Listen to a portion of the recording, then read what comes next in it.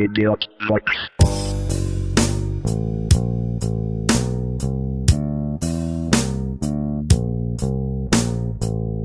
Hi, I'm Eric. And I'm Corey. And this is the Vox Monitor, Idiot Vox Podcast Review Podcast, number 5. Welcome back. When someone remembers your art,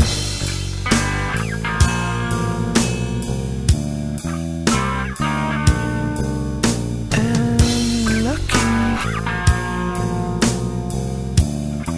I've not made up my mind yet, it seems to be. Today's first podcast is one that comes from Michigan. The Audio Collective. The podcast opens up with a couple dining and... Well, it opens with some very professional style DJ intro. Right. You know, it's full of like quick edit music and mixing and editing and DJing skills and stuff. Podcast.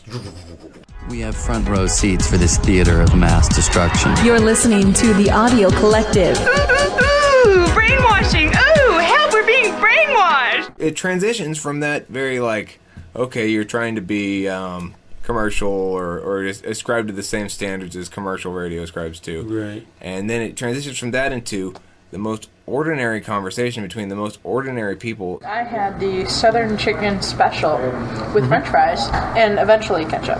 Ketchup. And my mom had the same thing. My mom's actually here. She's kind of being quiet. Are you ladies finished on the salad bar by chance? I'm going to go ahead and take it down. Are you finished, honey? Nothing happens, really. You join them having some meal. It's a couple. They fix a water heater shortly thereafter. Yeah, shortly thereafter, they're in a cottage. We're joining them on vacation, fixing a water heater. There's some bad jokes made about, wearing a tie and Thai food. It was odd. Yeah, it's a strange juxtaposition. It's interesting if you take a step back and look at the entire thing. I'm convinced that none of these podcasts are interesting independently. And I'm assuming that this couple that does this podcast is Christian. They represent a church. It's an unusual church to be sure. They have a website, this church. They run a website, or people affiliated with the church anyway, run a website called XXX Church, which is the number one Christian porn site on the web.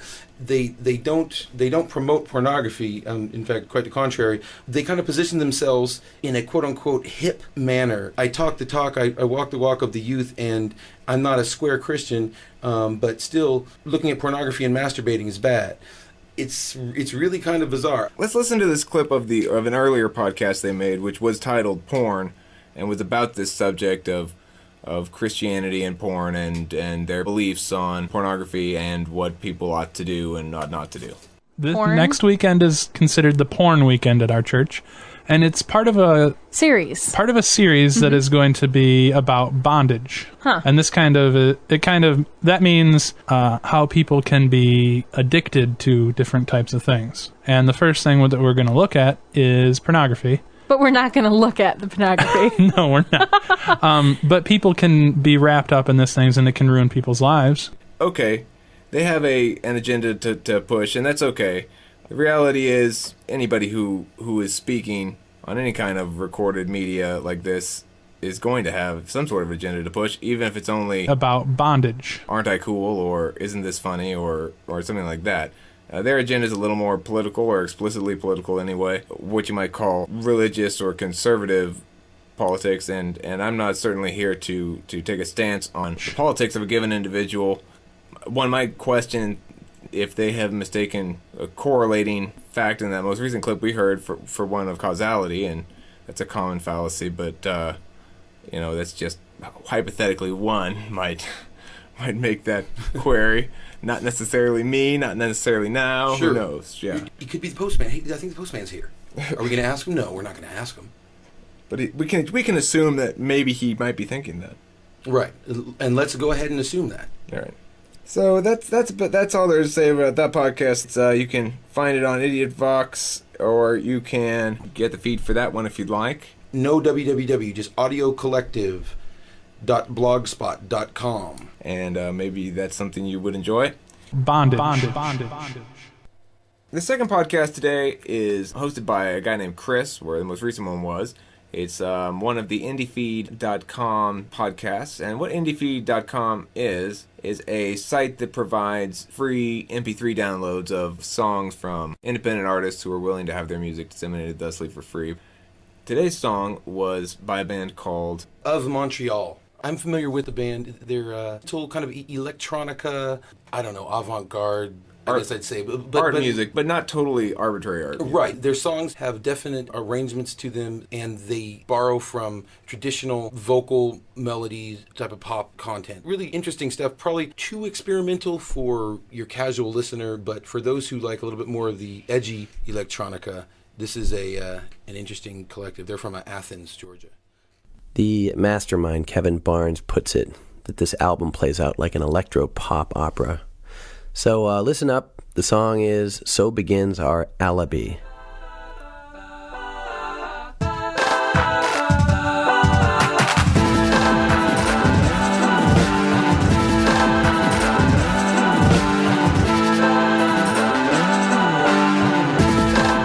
So they get discussed on this podcast and get played. Their song does, and I would say that the song was good and the podcast was clean and tight. It's exactly what it attempts to be, which is probably quite useful for owners of the portable MP3 player or iPod, as it's come to be known. For such individuals, this gives them distinct songs, so they don't have to listen to a big, long podcast and have to worry about, well, I want to skip this part or I don't want to skip that part. Some excellent information on the site on if you're an independent musical artist, how you can get your stuff uploaded there, how you can submit your music to be included in one of these single-serving MP3 distributions.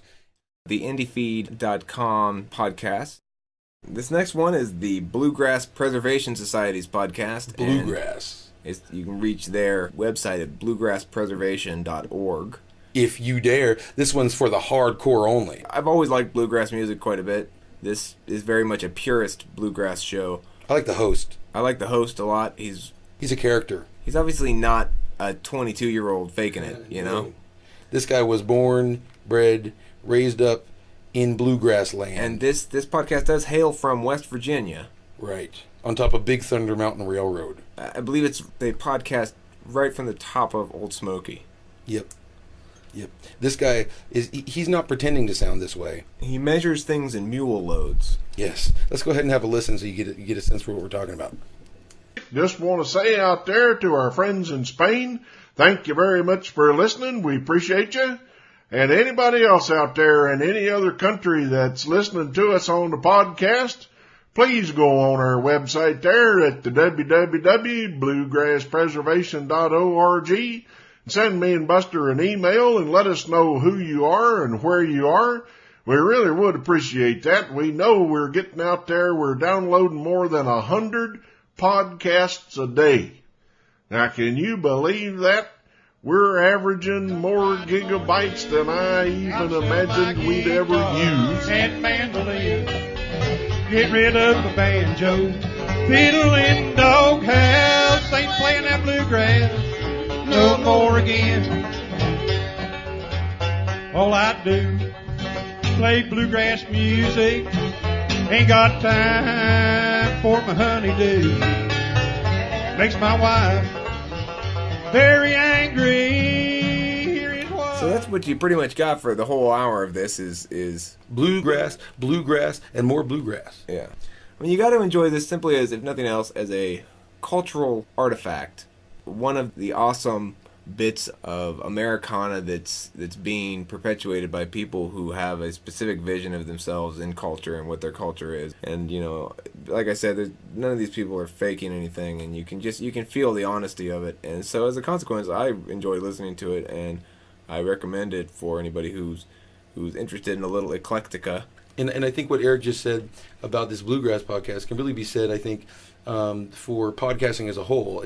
This is really bringing out a lot of that. You know, this is total modern technology, MP3 players that you're going to take with you on your commute. It doesn't get much more high tech than that. And yet we have these old-fashioned characters that sound like they wouldn't know an iPod from a cotton gin.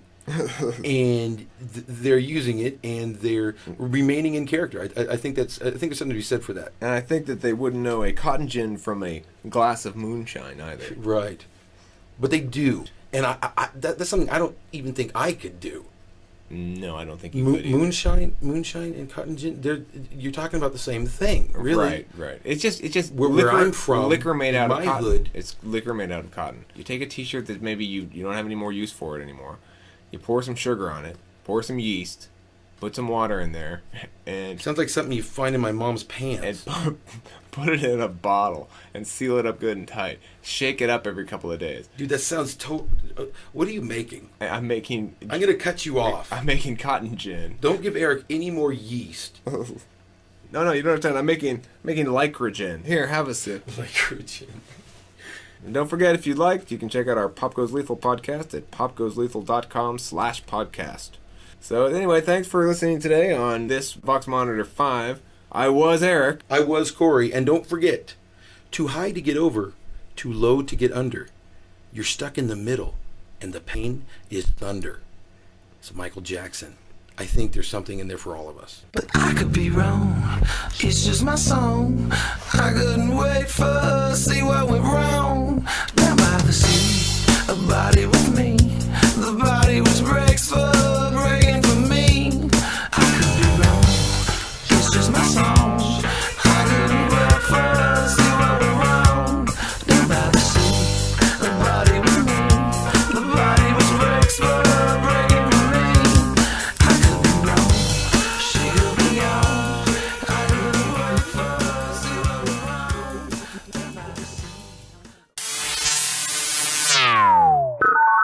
Idiot Vox.